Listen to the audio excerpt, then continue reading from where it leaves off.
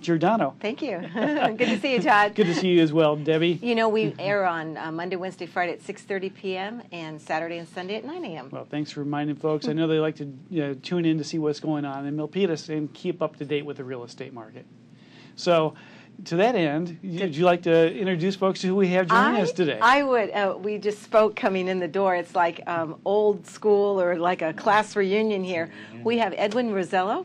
Edwin actually was the instigator or inspiration to begin our show and had helped us when we started off at Valley Homes on TV many, many years ago. So I want to thank you again for those years that you gave us. I'm so impressed with how far you've taken us. That's great. Launched us, and yes, and you are back in town. Yes. Had some time off in Arizona, but you are now locally here and plugging away in the real estate business. Right. I'm managing and also working in the field. Okay, good. So it's giving me both sides of it. Oh, great. Then we've got some great questions for you. Great. Well, for those that may not know you, may not remember that far back when you were here locally on Channel 26, maybe fill us in. What's your background? How did you get into the real estate industry? Wow. Well, way back isn't too long ago. But for a second there, I thought, wow, that sounds like some of the old Gunsmoke series. But I've been in the business since 91. Since 1991. Began selling real estate for Remax Real Estate back in the Evergreen area, and did that for several years, and then branched off and opened up my own mom and pop franchise or boutique, and enjoyed that for several years. And then while that market was what it was in those days, you were in Tracy, if I remember. No? And then for a while I moved into the Tracy area because we were bringing we were bringing a lot of home buyers from the Silicon Valley area back when gas prices were much more easy to swallow. And many of the folks here were moving towards Central Valley. So we worked a lot of the new home builders. And so many of the home sellers here would work with us to introduce them to the relationships that we had with the home builders. And so that worked out well. And then I got very involved with the Santa Clara Association of Realtors, as you know, and did a lot of work with them. In 2006, served as their president. And that was a fun year, and was able to see an even higher level aspect of real estate, the association level. And now, after the REO business, here I'm at the Legacy Real Estate offices in Willow Glen. Well, and I was, again, chatting offline there. Very lucky to have you with all the breadth of experience that you bring to that operation. And Legacy's getting to be quite large. Tell us about Legacy. Okay, well, Legacy Real Estate, it's based in Fremont. Their flagship office is Mission Boulevard in Driscoll. You've got roughly 200 agents there. And they've got 3 other offices. The Livermore office with 35 agents. Okay. Pleasanton now with 40. And then here in Willow Glen, we're building that office. We've got about 17, 18 agents there now. Nice size. And many on the queue. Mm-hmm. So it's growing. As many people have asked me, well, I haven't really heard too much about Legacy. In the South Bay, not yet. In Southern Alameda County, it's the leader in market share, so it's well known there. Good. So you're opening a new office then in Willow Glen. How long has that office been open? Well, we've been open for about a year and a half now. Okay. About a year and a half now. I took over less than a year ago. Mm-hmm. So it was a previous real estate company, and we ended up buying them out. Okay. So we're now retrenching and getting really good agents there. Okay. Well, you've got a lot of good background in real estate, as Debbie mentioned. As you talked about your history. What is it that attracted you to Legacy? Well, it's interesting. There's quite a number of really good brands here in Silicon Valley, and in fact, I was one of the big brands previous to Legacy, and worked not only as a real estate agent broker, but also did a lot of work auditing files. So I have a lot of experience in transactions and auditing files, making sure the right forms are used, the right signatures, the right initials, all the things that many agents really don't want to make sure that everything's dotted and every T's crossed. Mm-hmm. So what attracted me to Legacy is that they also have the same attitude on making sure that the agents protect themselves. However, with Legacy, for myself, it's just the flavor that works better for me. I like the family culture. I like the support that we get there and that we're able to offer the agents. And I like that the leadership team is comprised of many of the folks that are involved in the association levels from the local, the state, and even the National Association of Realtors. So they have a lot of experience knowing what's going on in the industry without necessarily having to only just be in the field. I like the comprehensiveness of it. So let's talk about your past experience with the association. Oh my. When you served as the president. Yes. And I do remember that term. You did a great, fantastic job. Thank you. And I love it when folks work in the industry and they hands-on like you did, and then also serve the real estate community at the board level. That's terrific. So how does that, tell us about what the function of the board is, how they facilitate and help the realtors, and what particularly you did.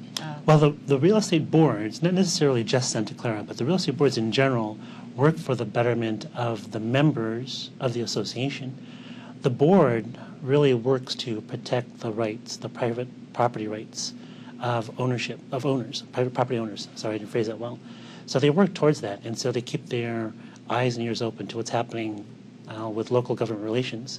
What things are being done that might infringe upon private property owners' rights? What things are being done that might make it unnecessarily more expensive? For example, one of the things that real estate associations in general tend to be against is additional taxes, making it harder for home buyers to buy a property, or additional costs to a seller. At point of sale. At point of sale, exactly. You know the terms. You've Yes. been around as Exactly. and things that have to be done at the point of sale, such as many years ago when they said that homes that have the wrought iron bars in the windows, there was a movement to remove those. Yet deciding where to cause that to happen, it always came down to real estate. Well, we'll do it at the real estate transaction. At the real estate transaction, when they sell the property, then the owner has to change those bars to fit the new code. The argument there is that, well, why is it being affected only to the sellers of the property versus all the properties? And that's just one. The other ones are additional taxes, additional costs, making it prohibitive. It's already very expensive to buy a home. Why make it even more challenging? So that's one area. And the board, I know, interviews candidates for local offices that Right. support those concepts and Right. and support those It's ideas. important to have a voice on the political level, and the real estate board directors interview candidates to make sure that those candidates are aware of the function, the role of real estate in the economy, and how it affects not only the owners but the economy in general. All right. Good. Good. So you talked about the board, and you also talked about legacy and management in real estate, protecting those within the industry and the professionalism. But that also extends, I think, to the general public, does it not? It does. It does. In protecting the rights of private property owners, there's a lot that are done. There's many eyes and there's many feelers on the ground to see what's going on. There was a law, and I'm sure you're familiar with it. It's the tree law, Oh, yes. right? And the tree law, where properties can't be sold unless they had a particular type of tree, number of trees on the property. And that's San Jose specific, right? And Jose. San Jose Yeah. specific. Yeah, Right. I know we don't have it in Milpitas, but Right. Right. And there are laws like that throughout the state. So here it's a matter of questioning, well, why is it there? What are the costs? How are those costs shared? And again, it comes down to, is the home buyer already concerned with purchasing the home? Is the home buyer now needing to foot the cost of these additional requirements? So it becomes a balancing act, and so the associations work towards that. Now they work on many things. That's just on the political side. Most associations have many committees, and the politically related committees are just a few of them. So, all right. Okay. Edwin, let's get down to where these folks that are watching the show are really interested. Tell us about different cycles of the real estate Oh, market, interesting. and where's real estate in general? And, in that's- your this'll be- perspective, that is the main well, I'm question. surrounded by experts, so I'm certain each one of us has our own crystal ball. And I got Mine my crystal broke a ball while back, but- and I got mine at Walmart. But it's probably just as effective as the ones that Mine's are a little bought at cloudy, Nordstrom. It's exactly. It's very difficult to say, because every time it's much like figuring out the stock market. Every time somebody's figured it out, it does something completely unexpected and different that goes against logic. So where we are in the cycle, that truly is anyone's guess. The most common question I get from clients all the time is how is this market? Is it a seller's market? Is it a buyer's market? And is it a good time to sell? It's a good time to buy. It truly depends on where that individual is in their situation about life. Is their work good? Are they looking at relocating? Are they empty nesting? Those things. Those As need opposed be to accounted. timing the market. Exactly. It really is. It's very difficult. But I hear we've got a seller's market right now. Yes, we do have a seller's market by definition, where you've got very limited inventory and a huge number of buyers, we have a seller's market. So it would be interesting to see where our market would be if our inventory was at normal levels, which is almost 2.5, 3 times more than what we have now. Right. See, so I hate to be vague, but you can't define the market. There's another definition for seller's market or buyer's market. It goes into something much more mathematical, which is taking the number of properties that have closed escrow over the last 6 months and determining an average per month and comparing it to the number of properties that are closing today. If the average, for example, that closes every month for the last 6 months is 30 homes in a given zip code or a given school district within that zip code. If it's 30 and today it looks like there's 50 that are going to close in the next month, well, obviously it looks like the market's very hot. If only 5 are closing when the average is 30, that tells you something completely different. Good point. You know, yeah. So there's the what's everybody saying way of doing it, and then there's the mathematical way of doing it, and then there's the dart way of doing it. So Yeah. Well, speaking of the dartboard, if you look out into the future, where would you throw that dart today in terms of where you think the real estate market is headed? I'm tempted to say that it appears as if rates are likely to come a little bit higher. What are your thoughts? You're in loans. Yeah, more than likely. I mean, we've been at historic lows, absolutely, and so usually there's only one way to go from there, right? And that's up. And I think there will be some upward pressure going forward. Right. Now, as far as housing inventory, it's interesting. I have a client who just sold a mobile home, and mobile homes tend to get an offer or two. Well, this mobile home had 19 offers. No. And Affordability. Yeah, exactly, affordability plus nothing else to choose from. And the other thing we'll look at is right now, if you drive down almost any street in Willow Glen, there is at least 1 or 2 construction companies that work remodeling homes. So you look at that and you think, well, maybe they can't sell because where would they move to? So let's just remodel the home. So sellers that are looking at this program, pricing, what factors go into determining a price on a property? And you know this, so you're kind of leading the witness. You know the answer. Well, you look at the inventory, you look at what the market is doing, how many actives, how many pendings, how many solds. You make sure they're comparable to the home that you're thinking of putting on the market. And then you get an idea of where the trend line is. Is the trend downward? Is it taking shorter number of days or longer number of days? And what condition is the home? Does it look like a fixer-upper that needs some work? Or does it look like the Taj Mahal? All those things and more will come into play in determining where the pricing should be. So the folks need to check with a professional. Right. And that's almost, it's interesting because we talk about how we need to remind the public to check with a professional because there's the Zillows and there's the Trulias and there's the .comers and there's whatever it is. And just like when I purchased my last Bluetooth headset, I'll price it out and see what it's going for, but then I want to talk to an expert because the expert's going to tell me if that's going to be suitable for me. Well, let's use Zillow, as I don't mean to pick on them. That's that site, but I have. But it's so I easy have to pick on them. It's so easy to pick on them. They don't take location into. You could be backed up to a train tracks. Right. They don't take traffic into account. Anything. Or, they don't take school districts into account. Or the condition of the home inside.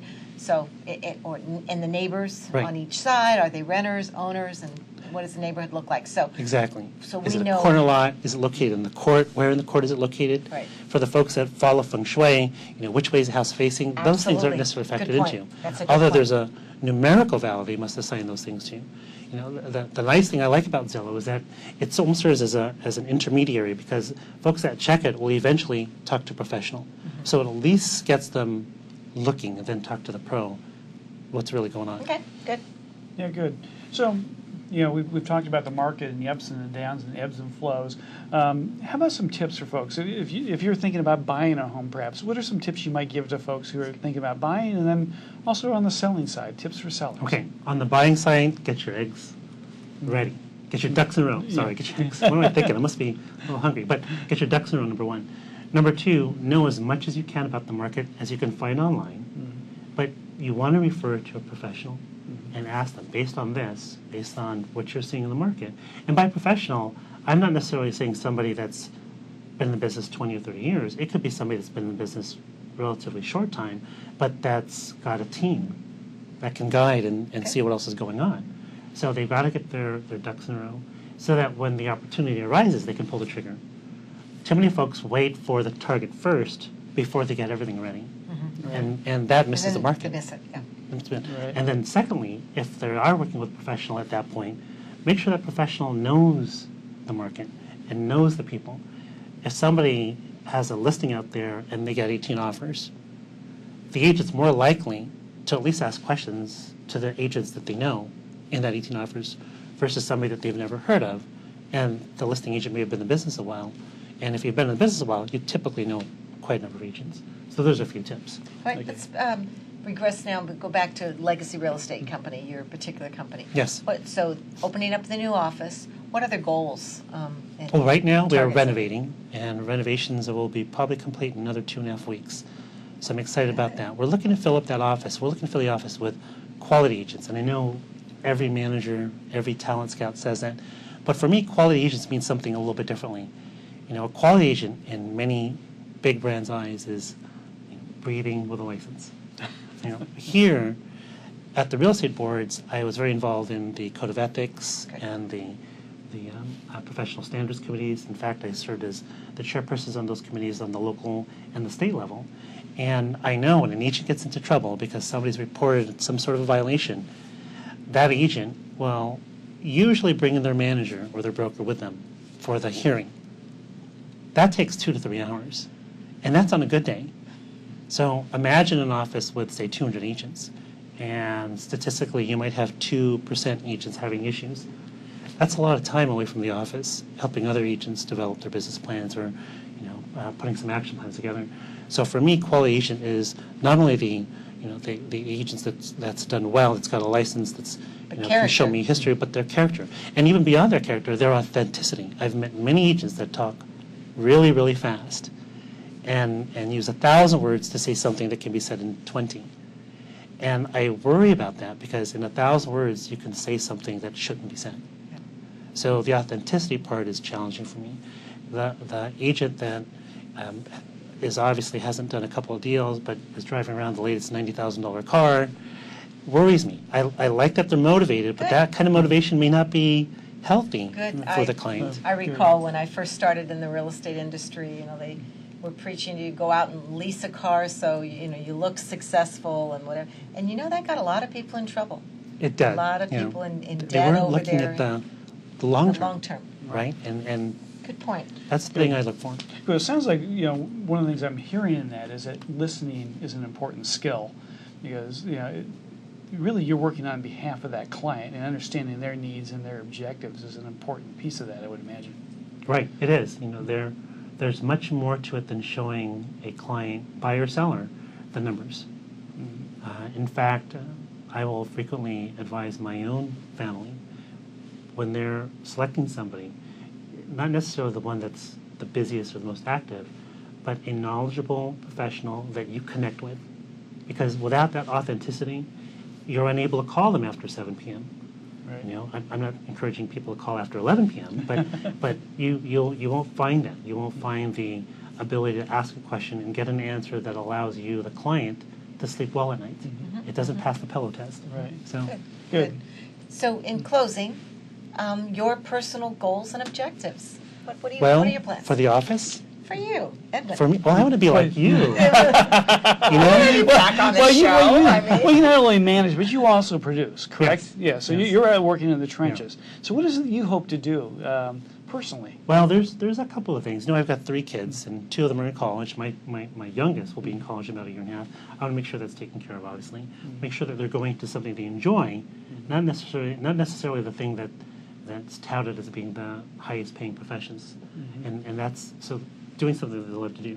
So there's that. That's my personal goals. And then, as in all of us, I'm looking for other ways to increase my ability to develop better, whether it's in raising talent at the office, or whether it's in helping my own family increase what their abilities are. And it's a little bit esoteric, but and I'm at that point now where that's kind of the feel good. Families, of course. Yeah. That's nice. Yeah. Well, being somebody of influence in Yes. making a difference is Yes. important, being a contributor. So good. Well, Edwin, we've been absolutely delighted to have you back on the show. been a pleasure. Welcome back. Thank you. Thanks a lot. We're delighted, and I think we have a gift here for you. We Oh, do. wow, I We gotta do. even get a gift. You are now the proud owner of a Valley Homes on TV, the Milpitas That's edition great. t-shirt. Oh, well. Now it's official. I like Now it. it's official. You can wear that in pride. So. I will. Thank you very much. Thank you. Again, thanks again for joining us. And good Thank luck. you. Good luck to you and your company. Thanks again.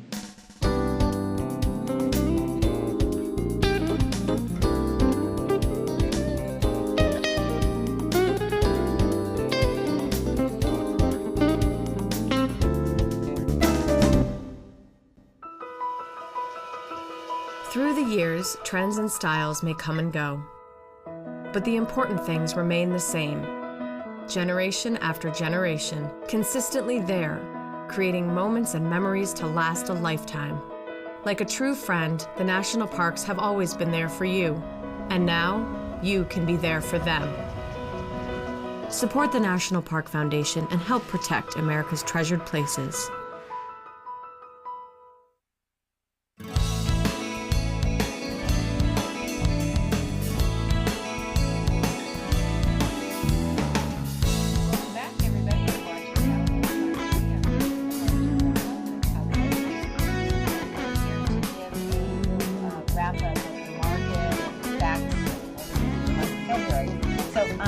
First thing, Todd, I want to bring up economy heats up. Affordability is expected to take a hit in the next year as home prices and interest rates continue to rise. How do you feel about that? Well, the affordability piece of the equation we're starting to see, and I know you see it every day with the number of people that are looking at property, right? When you have a listing, the number of people that are coming through those open houses, the number of offers on those properties. So the demand is definitely there, Right. Much greater than the supply, and that's pushing prices in an upward direction. So it's getting a little bit more expensive to own a home. Interest rate market here, actually in the short term, has been pretty stable. In fact, we've seen a little bit of dip here in the last few weeks. And there's still some uncertainty in the economy. Yeah, there's some signs that there's some health there, but the word I like to use is uncertainty. Mm-hmm. We had Shay Pereira, CPA, on with us here recently. And Shay talked about some of the changes in taxation. Mm-hmm. And those sort of things cause uncertainty in people's minds, and particularly about their plans for future investment. So that's kind of keeping some lid on increase in interest rates. So they're still real affordable right now, which is the good news. Excuse me. But there is some speculation as we go through the year, if we do see the economy start to heat up a little bit more, that we might see interest rates come up a little bit, go up a little bit higher. Again, we've been talking about this for the last several years. We've got to keep an eye on the unemployment rate. Under 6% is the Fed target, and inflation, 2% is the target there. Once we kind of hit those metrics, then we'll probably start to see some changes perhaps in Fed policy. And I think that you're accurate when you talk about uncertainty. I do talk to buyers coming in open houses, and mm-hmm. The job market seems to be stable. Yes. But and I do think we're at a point. It's been widely publicized that we're out of the bottom of the market, and yes. It's just on the way up, and they don't see a dip or any kind of change other than maybe an upward pressure of pricing. So mm-hmm. The market's strong right now.